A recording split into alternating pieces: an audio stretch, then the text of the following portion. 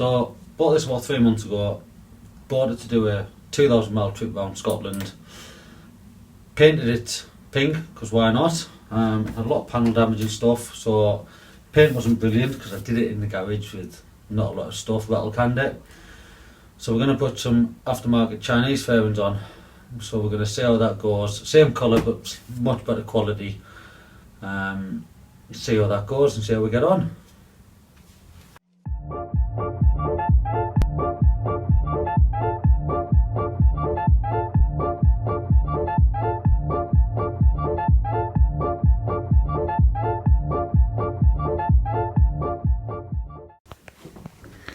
So got all the fairings off, bike's all stripped down, got the tank on it still.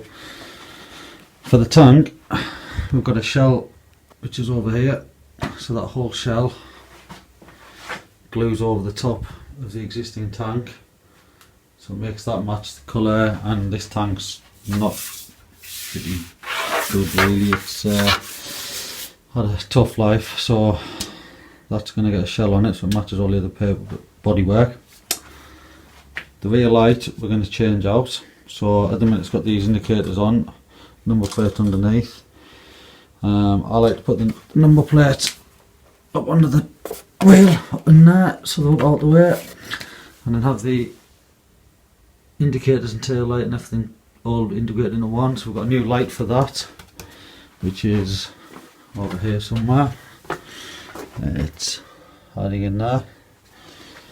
And we've also got some flush mount front indicators because they stick out and look a bit naff on the old nose cone. So the new nose cone, which has got some little flush indicators on here.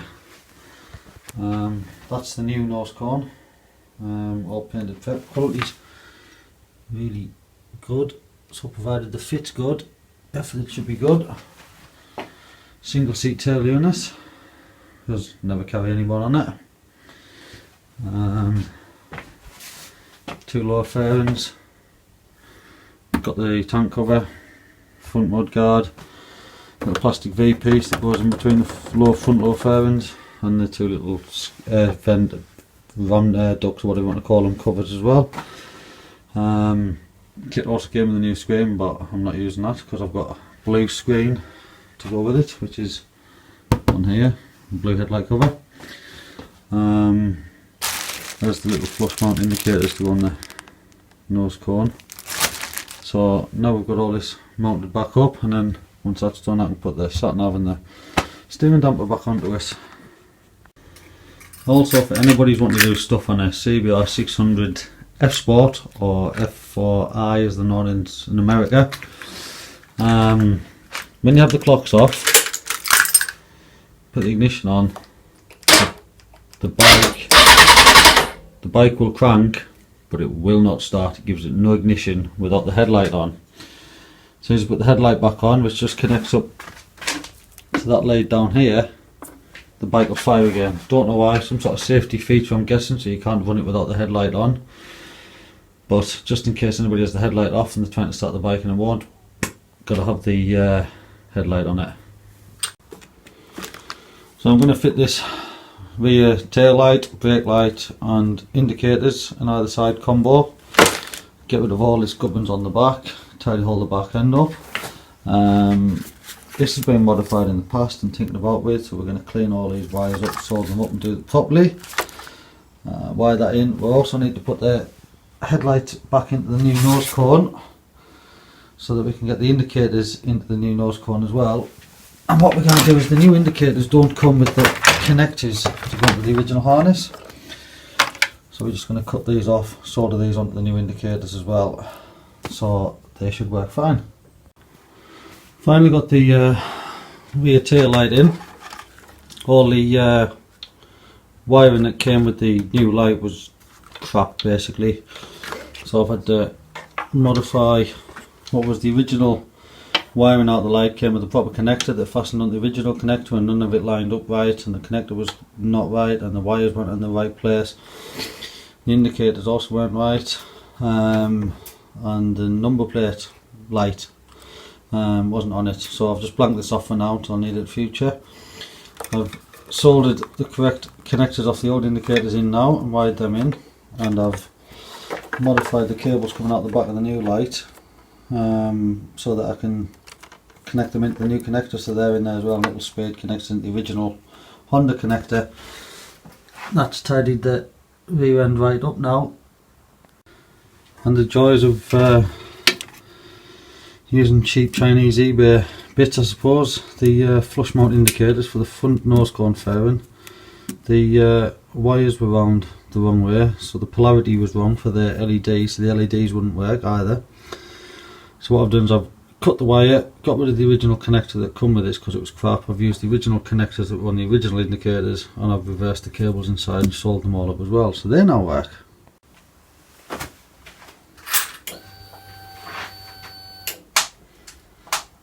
Tail light, brake light, indicators,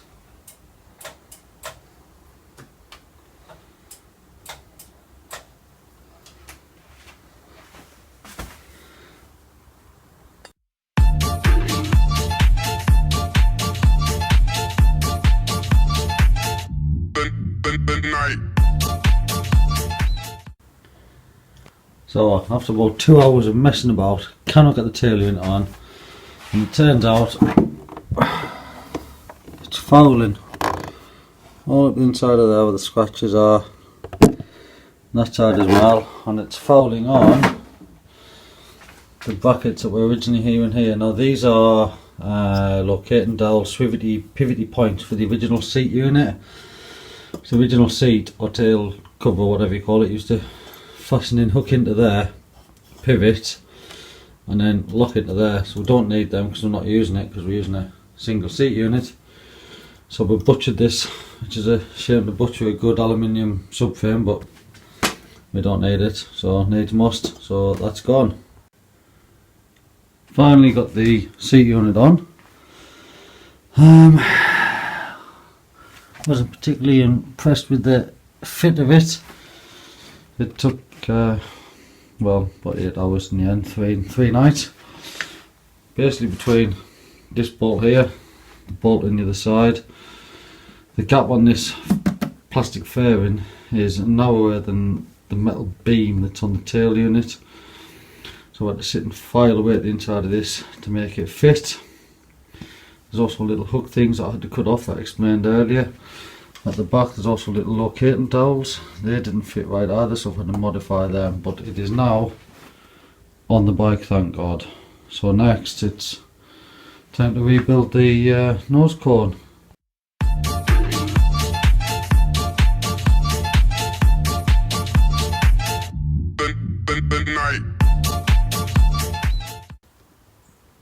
So the nose cone's all reassembled now, lights in it, stuff. I've got to put the indicators back in, but I'm going to do that on the front of the bike. I'm not going to put mirrors on it, I'll explain that when I fit it. But while I'm going to do that, I'm going to drop the oil out of the bike. So the reason I'm dropping the oil out of the bike is I need to service anyway, filter and stuff. The filter looks a lot worse for wear, if I can get in to see that.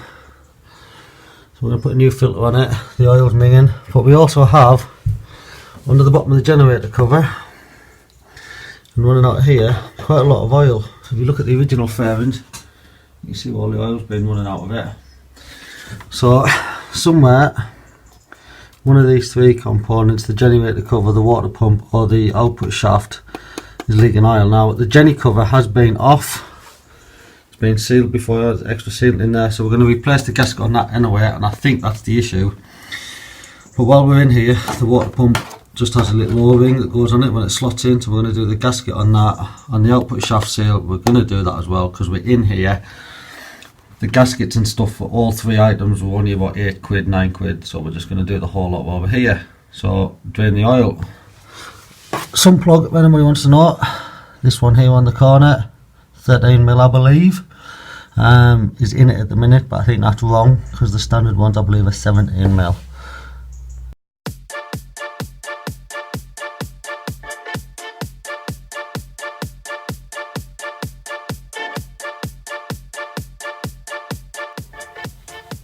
So I'll be moving the oil filter now, next. best tool in the world to remove an oil filter.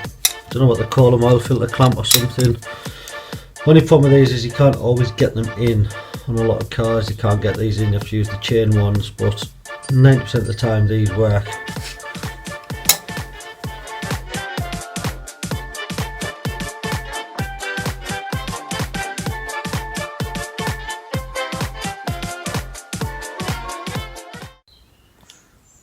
So the Chinese nose cone, aftermarket nose cone, fitted straight on, no problems at all, everything bolted up brilliantly. I like to use these, don't use mirrors on the street, I just use lifesavers and make sure I know what's going on behind me. So use these little brackets and it's all fitted on nicely, everything's in pretty well. The only thing I need to do is fasten on the indicators, these little flush mount indicators, which are they sit like that, but I've ordered some M3 tape, so when that turns up that'll be fitted. So I've got the nose cone on, so we've got a leak on this side of the motor, and it's either this gasket in here which has been messed about with before and it's full of sealant, and the gasket's going to clean it up and replace it. The water pump housing also has a little washer O-ring sort of seal in the back of it, so we're going to take that out. I've also got one for the output shaft for the front sprocket as well, so we're going to replace all 4 of them.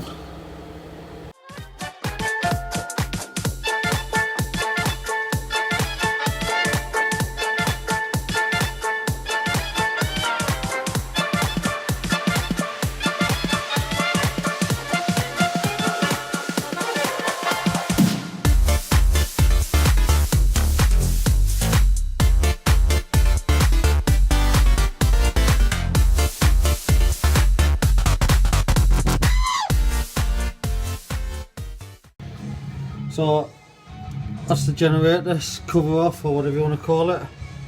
The gasket is damaged in a few places and has been bodged like, so that's probably what's causing the leak. So we'll clean this up on the bench.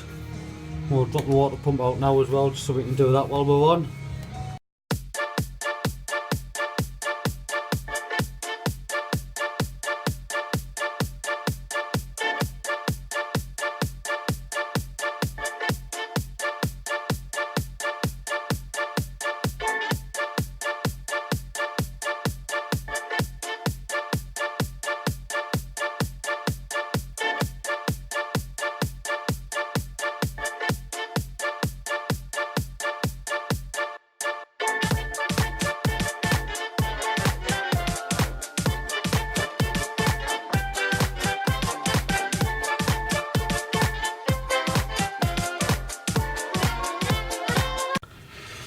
So that's the generator cover back on, the water pump back on, all the new gaskets and seals. So hopefully that's solved the oil leak. It should be, I can't see where else it would be coming from. So that's one more problem solved. Now just fill it up with oil and coolant. Got the new oil filter on, fastened in. Also got the new sump plug in fastened in. We can see that from this angle. That's it up here. Ready to drop the oil and the coolant in.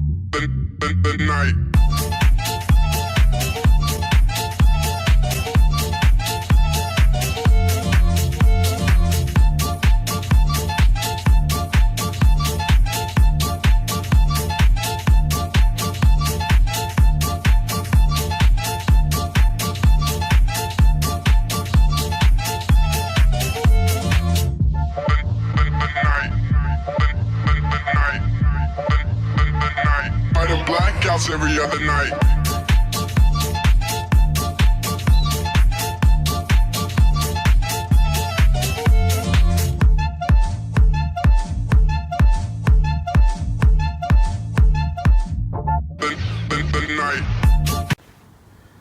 So the tank's all prepped clean, we've sanded it back. The shell fits on, I've just test fitted it, just goes straight on. So what we're going to do is we're going to put a load of tiger seal. We're going to put a load on the top of here, we're going to put some down the sides of here, some on there. We're going to tiger seal it on. That way it's not going to vibrate and rattle about, it's going to get a good hold, glue it, and it'll be permanent once it's on there. So that's what we're going to do now.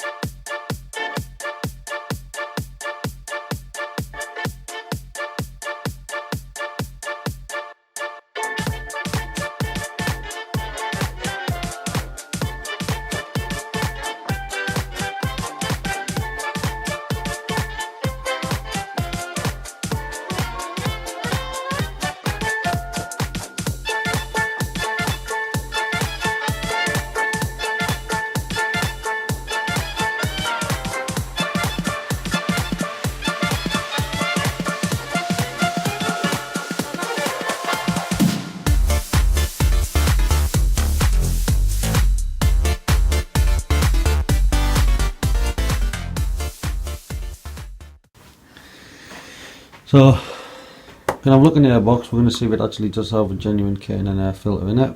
See how bad it is, whether we clean it a lot. We've got a standard Honda one, so we might just put a standard air filter in.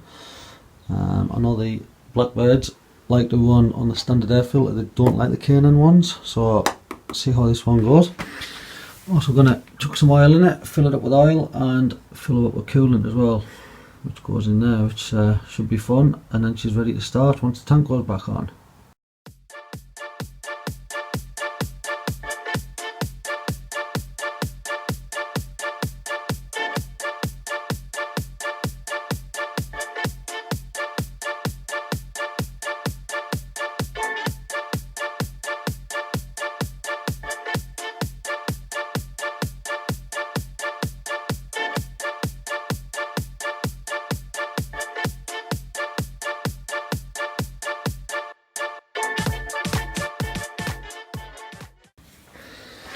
So I've got the air filter apart, and yeah, that's horrendous. So it looks great on the inside, so the filter's obviously been wet and well because that's nice and clean, but the outside is just full of shit and flies and mud and crap, so that's needs well, washing, but I don't think that'll wash out very well, to be honest. I think that's just useless and knackered, so we'll just throw a new one in, but we'll try and clean this up later on. And if we look inside as well, the airbox is also full of crap and debris and stuff, so we'll clean all of this out in here, make sure everything's good as well around the throttle trumpets and things. So time for a new air filter for the old girl.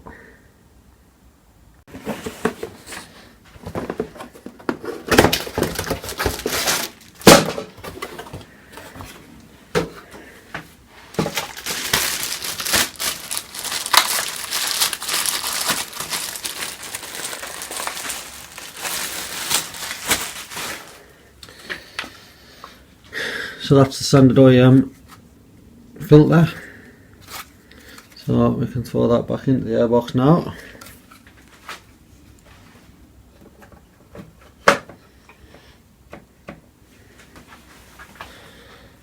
And it's ready to go back together.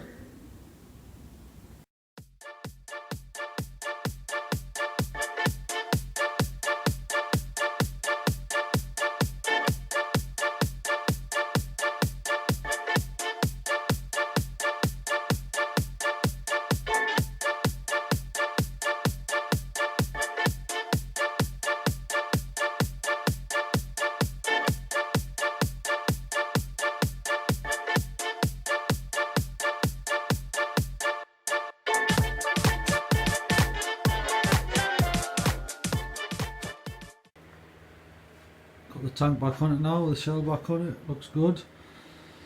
Got to get the coolant and oil back into it, then it's just putting the two low side fairings on, and then it's ready.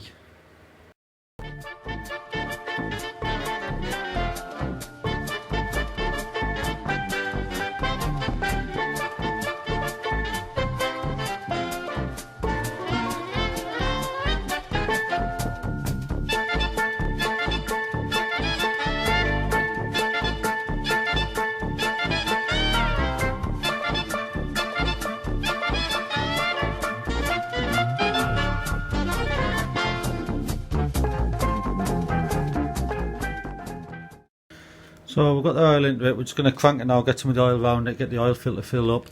Won't start because there's no fuel in it, which is what we want, because we want to try and get a bit of oil around the motor before we do anything. So that's what we're going to do now.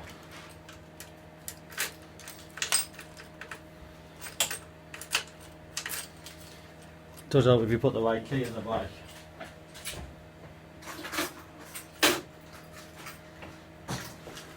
Try that again.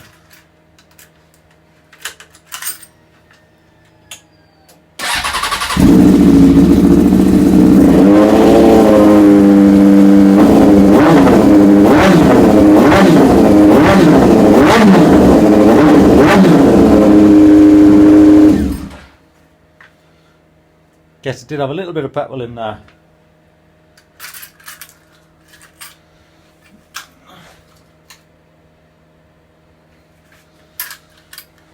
So that'll have filled everything up now. We'll let the oil level reset and we'll do the coolant now.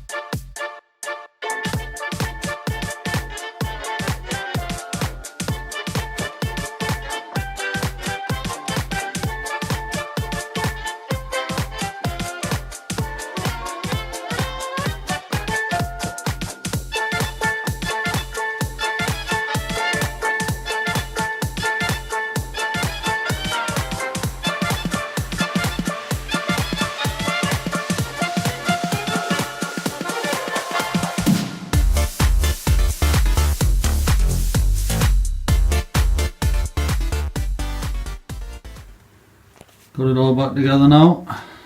All the new fairings on. They all fitted pretty well really. The only issue I had with the Chinese fairings was that bit in the tail unit that I had to mess about with. The rest of it went on pretty easily. The tank shell's gone on pretty well too.